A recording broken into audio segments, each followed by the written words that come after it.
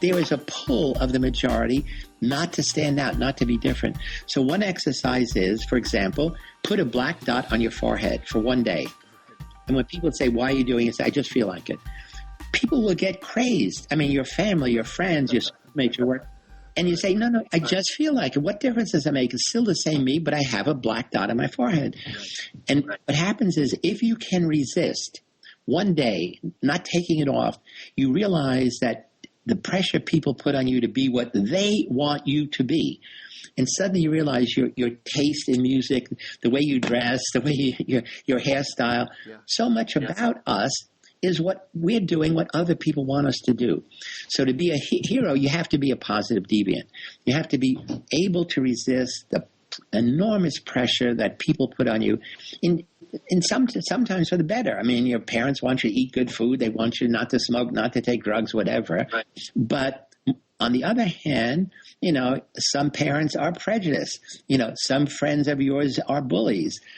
Some friends of yours get into gangs. So that how do you learn the kind of self-confidence? And really, it's a kind of build-up for moral courage to be able to resist the power of the group to get you to do what they want you to do when you know what you should be doing is the morally correct response. It's an interesting tension that you're pointing to, Phil, because on the one hand, it's like, how do I resist the greater anonymous majority that will default to do nothing, that may default to behaviors that are all about conforming in a non-important way?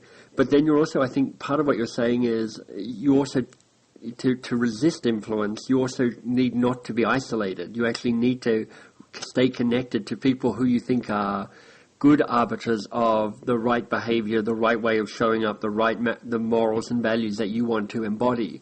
So it's both absolutely. You hit it, being very influenced at the same time. No, you hit it exactly on the head, Michael. That's really brilliant because, we don't make it alone. See, one of the notions I have is the traditional view of heroes is really the solitary male warrior. That's a traditional view. That comes from Joseph Campbell. Everything we know is most heroes are effective in a network. Gandhi, that's Gandhi's message. Nelson Mandela, Martin Luther King, the Christians who helped Jews during the Holocaust only were effective if they had a network. They had to move Jews, especially children, from place to place. So part of my notion is I want to democratize the concept of hero. Anybody could be a hero. You don't need special talents. And diffuse the notion away from the solitary hero to the network. Because if you're a solitary hero, you know what? The system offs you. The system says you're a fanatic. You're way out. You're weird. But once you have at least 2 or 3 people who share your view, then it becomes an ideology. It becomes the start of a social movement. So it's critical to both be able to resist the conformity and power of the group, and at the same time to be able to create your own heroic network.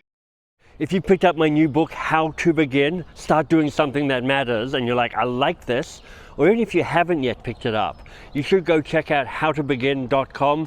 There's a bunch of additional resources, videos, templates that you can download to really help you get started on the stuff that matters.